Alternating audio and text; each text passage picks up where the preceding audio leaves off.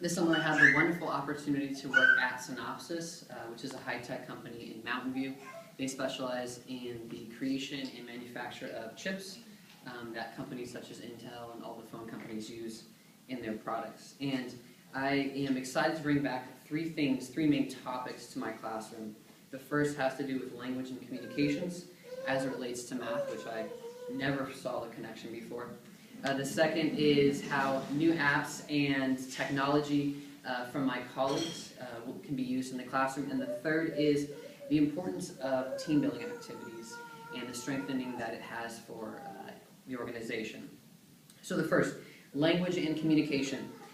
When I first got to Synopsys, the first week, there were so many emails and documents and videos and conferencing that I was just blown away at how much that's used and how fast language and information is transported. And I started having a lot of ideas for myself. One of them came from an online article about history that I'd seen and the history of Synopsys throughout the years. So I thought about, okay, for my geometry students, I would take a life-size cell phone back from the 1970s or 80s, and I would compare it to a cell phone today. Take the surface area and the volume of this cell phone compared to that cell phone.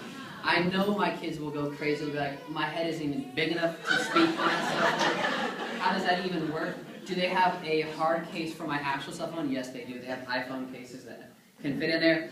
But no, it'd be really cool just to like take this and say, okay, you're going to compare this surface area and this volume back, 20 years ago or whatever to this current one, and then you're going to create a ratio.